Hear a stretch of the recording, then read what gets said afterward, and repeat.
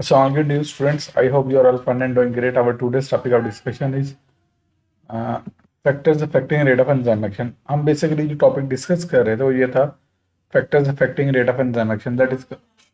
अब उस टॉपिक के अंदर हम टेम्परेचर के इफेक्ट को डिस्कस कर चुके थे। जब हमने टेम्परेचर की बात की थी हमने कहा था टेम्परेचर एक ऐसा फैक्टर है जो रेट ऑफ रिएक्शन को क्या करता है, अफेक्ट करता है। क्लियर। अब बेसिकली हम बात करेंगे एक और फैक्टर की बात करेंगे जो कि पीएच है। क्लियर। अब जब हम बच्चे पीएच की बात करते हैं ना, पीएच भी एक ऐसा फैक्टर है जो इफेक्ट करता है रेट ऑफ एंजाइम एक्शन को। अब जिस तरह देखो मैंने टेम्परेचर की बात की थी, मैंने कहा था जो जैसे जैसे हम टेम्परेचर इंक्रीज करते हैं रेट ऑफ रिएक्शन बढ़ता है और एक स्पेसिफिक टेम्परेचर पे जाके रेट ऑफ रिएक्शन मैक्सिमम हो जाता है, that is called as optimum pH, optimum temperature. Just like that हम पीएच की बात करेंगे। मैं कहता हूँ पीएच जो है ना, वेरियस एंजाइम्स के लिए वेरियस पीएच होगी और किसी एक स्पेसिफिक पीएच के ऊपर रेट ऑफ रिएक्शन मैक्सिमम होगा और वही जो पीएच होगी that will be the optimum pH. Clear. और हर एंजाइम की ऑप्टिमम पीएच डिफरेंट होगी और जो स्लाइड चेंज है ना पीएच के अंदर, वो बेशक इंक्रीज हो या डिक्रीज हो, वो एंजाइम एक्टिविटी को क्या कर जाएगी, इफेक्ट कर जाएगी। क्लियर। अब हम देखते हैं, यहाँ से स्टार्ट करते हैं।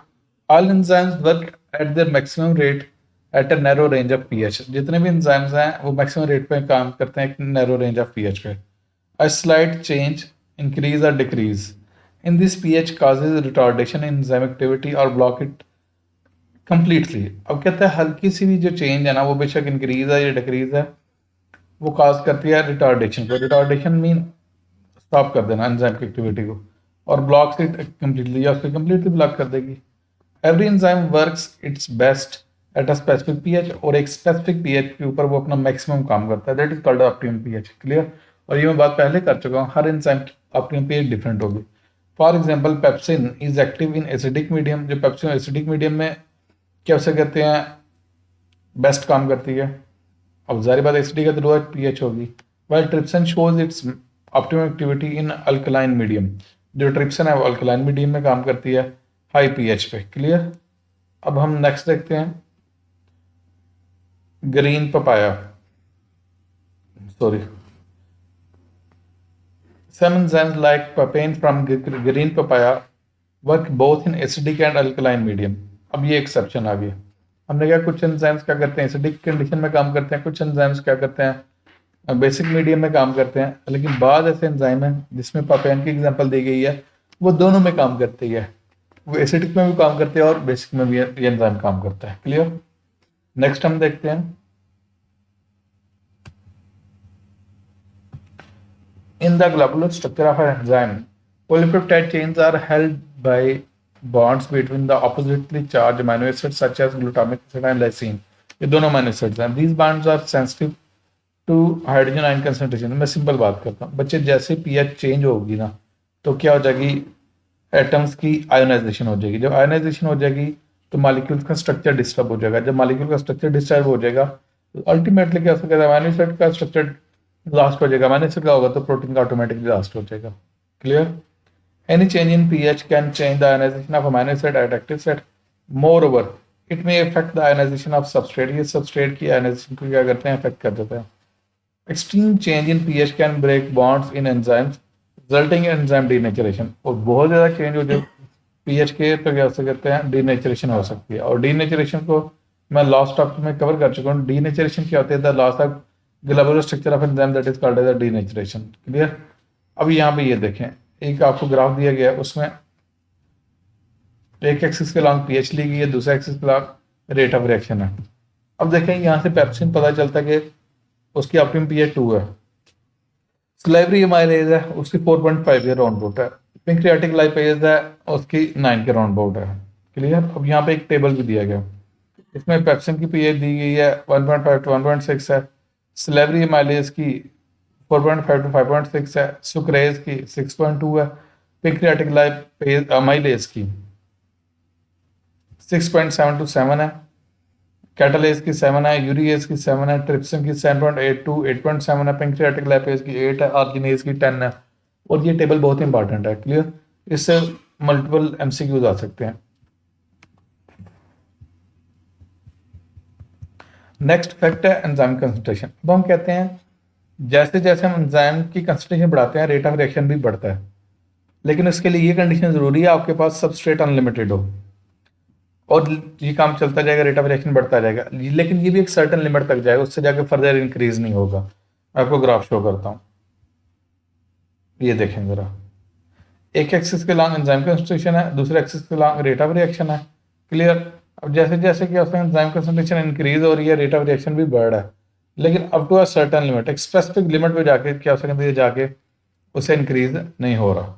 अब no more substrate to attach with enzyme, इससे ऊपर क्या हो सकते हैं, ये रेट ऑफ रिएक्शन इंक्रीज नहीं होगा। अब इसको रीड कर लेते हैं।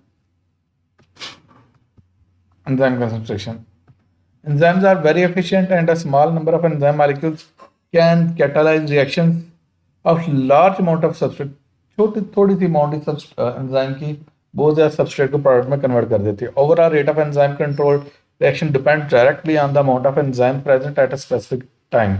एक स्पेसिफिक टाइम पे कितना ज़्यादा है। When enzyme concentration increases, जब एंजाइम कंसंट्रेशन इंक्रीज करती है, there are more enzymes molecules and more active site। जारी बात है, जब एंजाइम कंसंट्रेशन इंक्रीज करेंगे तो क्या ज़्यादा एक्टिव साइट होंगी, जब एक्टिव साइट ज़्यादा होंगी तो रेट ऑफ रिएक्शन भी इंक्रीज होगा। तो मोर सबस्ट्रेट मॉलिक्यूल्स, ज़्यादा सबस्ट्रेट मॉलिक्यूल बाइंड करेंगे एक्टिव साइट के साथ और ट्रांसफॉर्म हो जाएंगे, कन्वर्ट हो जाएंगे इसमें प्रोडक्ट में।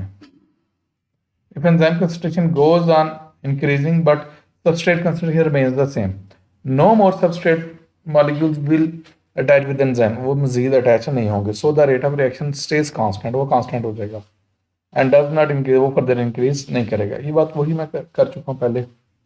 नेक्स्ट जो हमारा फैक्टर है वो है सबस्ट्रेट कंसंट्रेशन। हम कहते हैं जब सबस्ट्रेट की कंसंट्रेशन में बढ़ाते हैं तो रेट ऑफ रिएक्शन बढ़ता है, लेकिन इसके लिए जरूरी है आपके पास एंजाइम ज़्यादा हो, ये भी रेट ऑफ रिएक्शन बढ़ता जाएगा, लेकिन ये भी एक सर्टेन लिमिट तक जाएगा। उसके बाद मजीद सबस्ट्रेट बढ़ाने से रेट ऑफ रिएक्शन मजीद नहीं बढ़ेगा। क्यों? तमाम एक्टिव साइट्स ऑक्यूपाई हो चुकी होंगी। ये देखें ज़रा इस ग्राफ को, एक एक्सिस के अलॉन्ग सबस्ट्रेट कंसंट्रेशन है, दूसरे एक्सिस के अलॉन्ग रेट ऑफ रिएक्शन है। जैसे जैसे सबस्ट्रेट कंसंट्रेशन बढ़ रही है रेट ऑफ रिएक्शन भी बढ़ रहा है, इंक्रीज किया up to a certain limit. अब इसके बाद वो मजीद इंक्रीज नहीं हुआ, कांस्टेंट हो गया। क्यों?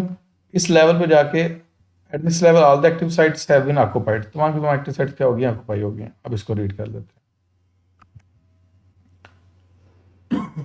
If there are enzyme molecules with vacant active sites and increase in substrate concentration increase the rate of reaction बढ़ जाएगा। If enzyme concentration is kept constant and amount of substrate is increased, a point is reached where any further increase in substrate does not increase the rate of reaction anymore. वो मजीद increase नहीं करेगा। When enzyme molecules are free, जब enzyme के molecule free होते हैं, new substrate molecules bind with the available active site and so more products are formed in the given time. वो ज़्यादा products बनेंगे। Rate of enzyme action is increase होगा, but all active sites अब मजीद increase करने से वो नहीं होगा, क्योंकि तमाम की तमाम एक्टिव साइट क्या हो गई हैं, ऑक्यूपाई हो चुकी हैं। And that point is called as saturation point. और सैचुरेशन पॉइंट से मुराद क्या है कि तमाम के तमाम एक्टिव साइट्स ऑक्यूपाइड हैं। अब सबस्ट्रेट जितना मर्जी इंक्रीज कर लें, रेट ऑफ रिएक्शन मजीद इंक्रीज नहीं करेगा। And more substrate molecules do not fit pre active site, क्यों? एक्टिव साइट अवेलेबल ही नहीं है, तो rate of reaction further increase नहीं करेगा। अगर आप गौर करें, जो एंजाइम कंसंट्रेशन और सबस्ट्रेट कंसंट्रेशन, इन दोनों के ग्राफ क्या से कहते हैं, सेम है। तो एक ग्राफ अगर आपको आता है, दूसरा क्या से आपको ऑटोमेटिकली आ जाएगा। आपने जैसे इसकी लेबलिंग का क्या से कहते हैं वो देख लेना कि लेबलिंग कैसे है, उसका डिफरेंस होगा। क्लियर है बच्चे? यहाँ तक ये कंप्लीट हो गया। If you have any sort of question you can ask in the comment section. अच्छा, याद रखिए कि इस टॉपिक में ना factors affecting rate of enzyme action, जो टेम्परेचर वाला है ना, वो लॉन्ग क्वेश्चन आ सकता है। बाकी ये पीएच वाला, एंजाइम कंसंट्रेशन वाला, सबस्ट्रेट कंसंट्रेशन, शॉर्ट क्वेश्चंस के तौर पे आ सकते हैं। Thank you so much.